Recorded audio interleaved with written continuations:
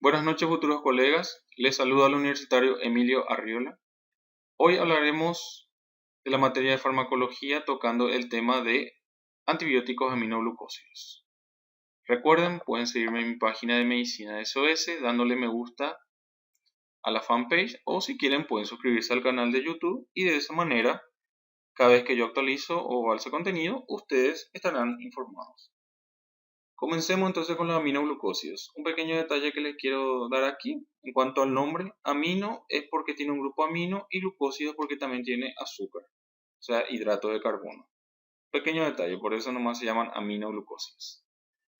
A lo que hace a esta clase vamos a seguir el siguiente orden, comenzando con la clasificación, seguidamente el espectro, mecanismo de acción, cinética, efectos adversos, indicaciones, contraindicaciones e interacciones. Recuerden, esta clase de apoyo no reemplaza de ninguna manera a los libros.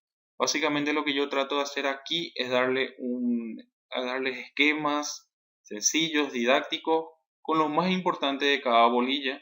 Si hay algún detalle que quieren saber un poquito más, pueden sin problema dejármelos en las preguntas o la duda en la caja de comentarios y yo los responderé con mil gusto. Entonces, vayamos a la clasificación. Primeramente, quiero comenzar un poco en el origen de los fármacos para saber de dónde vienen. Son derivados de la Streptomyces griseus y la Micromonospora. De la Streptomyces griseus sale el siguiente grupo de fármacos. Tenemos la streptomicina, la neomicina, la kanamicina, la toramicina y la paromomicina. Y de las micromonosporas tenemos dos, la cisomicina y la gentamicina. Cuando tenemos un grupo así de fármacos, lo ideal es tratar de armar alguna mnemotecnia o tener un grupo de palabras en la cabeza para recordarnos más rápidamente. Yo les voy a decir cómo yo me acuerdo de estos fármacos.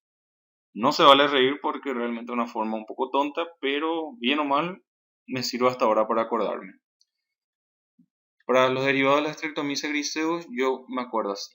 El estrecto nuevamente en la cana de Tora se paró. Así me acuerdo. A mí me sirve. Si les ayuda a ustedes, genial. Si no, bueno, pueden reírse. No hay problema.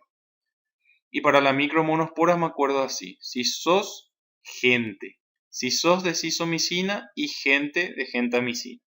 Un pequeño detalle. Ojalá les ayude o si no, no importa. Hice el esfuerzo. De la kanamicina vale decir que salen dos fármacos nuevamente. La amicacina y la divecacina. Y de la cisomicina sale la netilmicina. De aquí, ahora sí viene la clasificación. Podemos clasificarlos en, esta primera columnita corresponde a fármacos naturales por sus derivados. Por eso son naturales. Por eso justamente comencé primero por el origen. Y estos son sintéticos porque salen ya de algunos fármacos naturales. Entonces la clasificación real sería naturales y sintéticos. Eso en resumidas cuentas. Vayamos al espectro. En lo que hace al espectro, actúa sobre bacilos, generalmente, en aerobios, bacilos aerobios, pudiendo entrar dentro del espectro gram positivos, gram negativos y Mycobacterium. A lo que hace gram positivos realmente no son muy útiles solos, tienen que estar acompañados de otros antibióticos, ya que los mismos en su membrana tienen enzimas que inactivan a los aminoglucósidos, por lo que lo hace inútiles ante ellos, solos al menos. Por citarles algunos con que se puede utilizar combinado, tenemos Staphylococcus aureus, Staphylococcus fecalis, entre otros gram positivos. A lo que hace los gram negativos sí ya nos interesa más, sobre todo este primer microorganismo que voy a citar, que es la Pseudomonas aeruginosa. También pueden entrar otros de la familia Enterobacteriaceae como la E. coli, la Salmonella, la Shigella. Y en lo que hace a los Mycobacterium, el más importante de todos sería el Mycobacterium tuberculosis.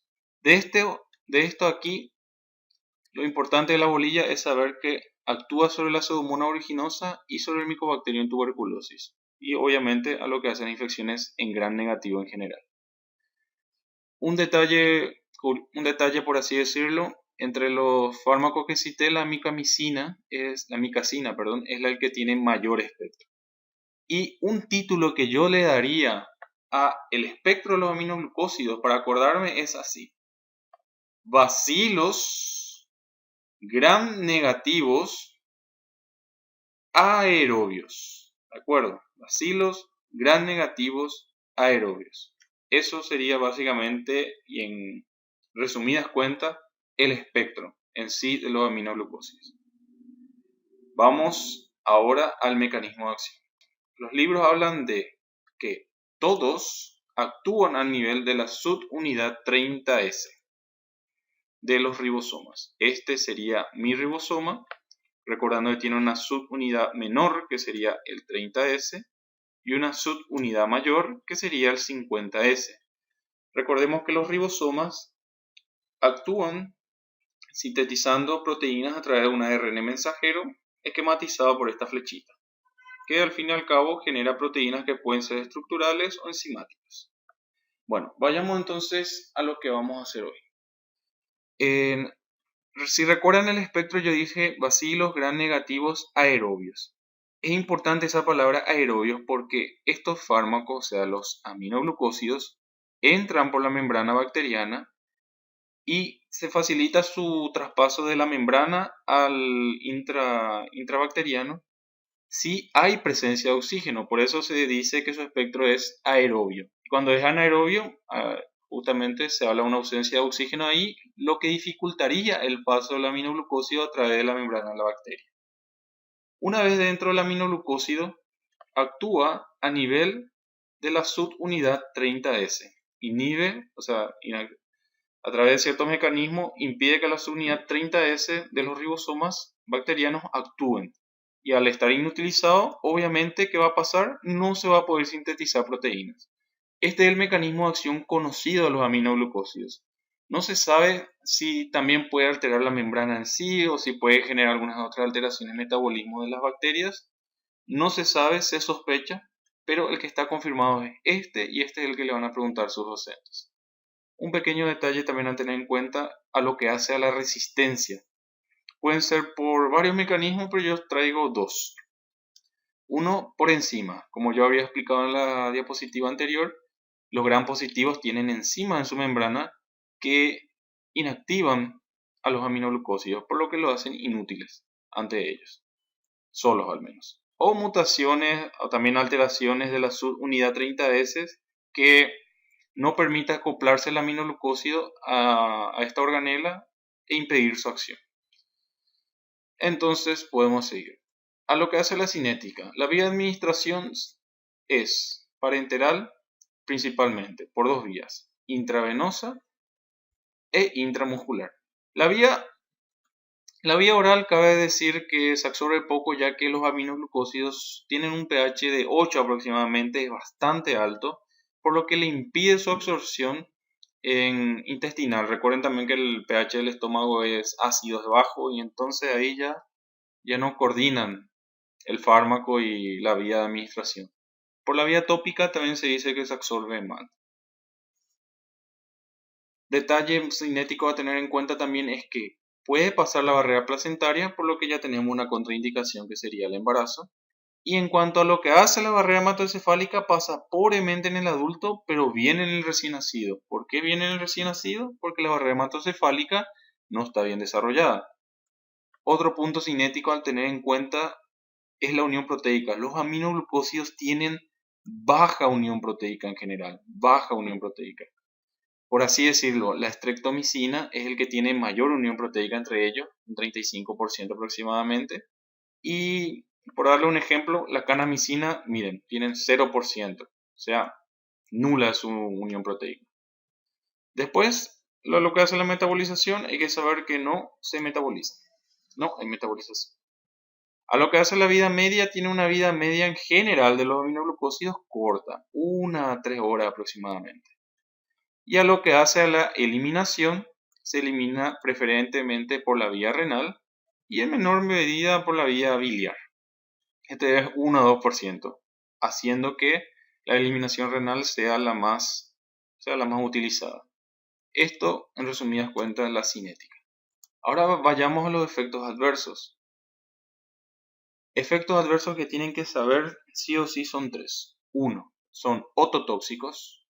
2. Son nefrotóxicos. Y 3. Por infusión venosa rápida pueden generar un bloqueo neuromuscular. Ahora hablaremos de cada uno.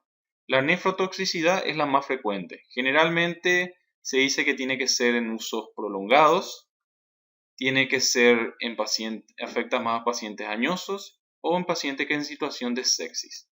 Pero es la más común de los efectos adversos y tengan en cuenta que es por uso prolongado y es reversible.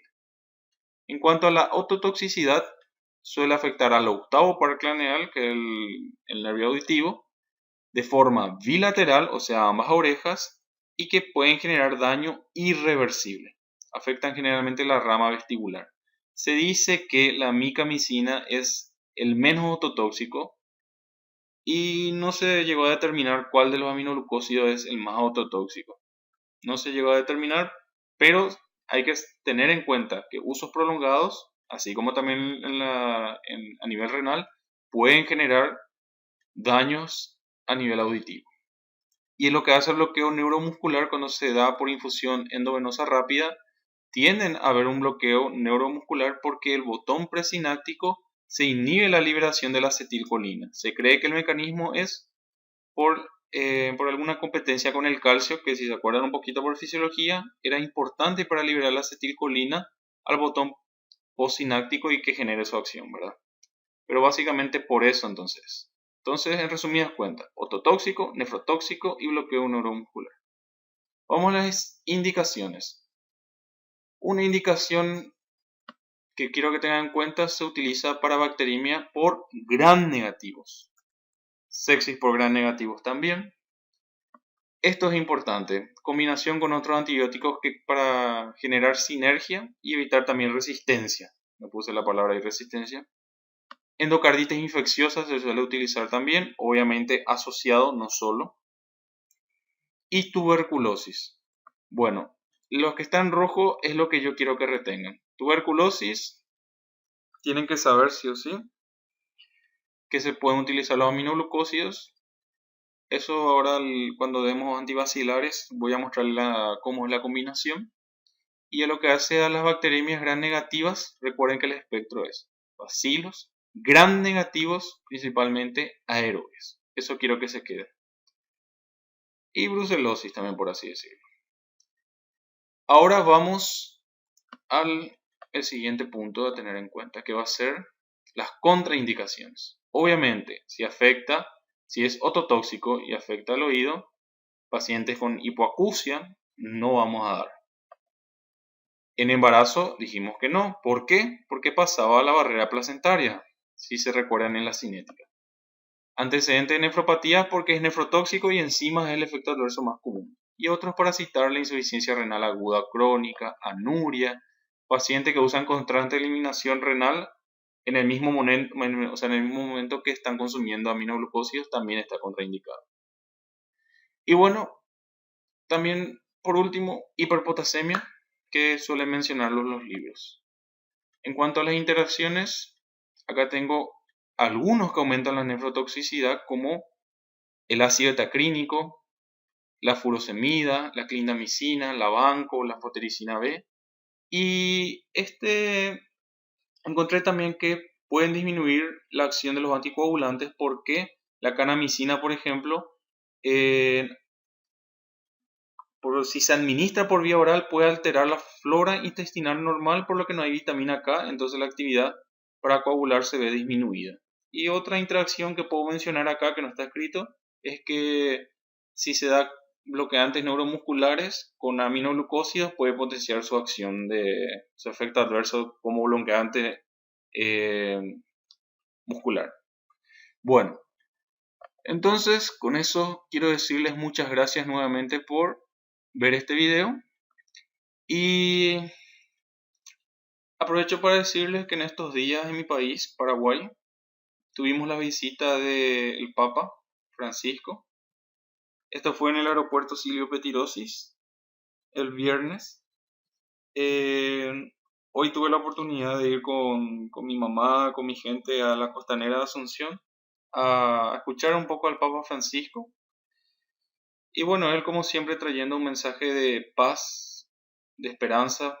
Me gustó mucho estos 3 días porque vi muy contenta a mi gente de Paraguay, muy esperanzada y muy alegre por la presencia de este hombre, de este Santo Padre. Que bueno, recuerden que nosotros estamos estudiando medicina y al estudiar medicina nosotros vamos a tratar con muchas personas, vamos a tratar con el dolor humano y tenemos que estar listos para ello y hacer todo lo que hacemos con corazón y con humildad, porque eh, mucha gente realmente necesita buenos profesionales y tenemos que ser muy buenos profesionales y para eso tenemos que estudiar mucho, tenemos que dedicarnos mucho y tenemos que siempre ser humildes. No hay mejor, para mí no hay mejor doctor, no, para ser, como me decía un profesor, para ser un buen médico, primero hay que ser una buena persona.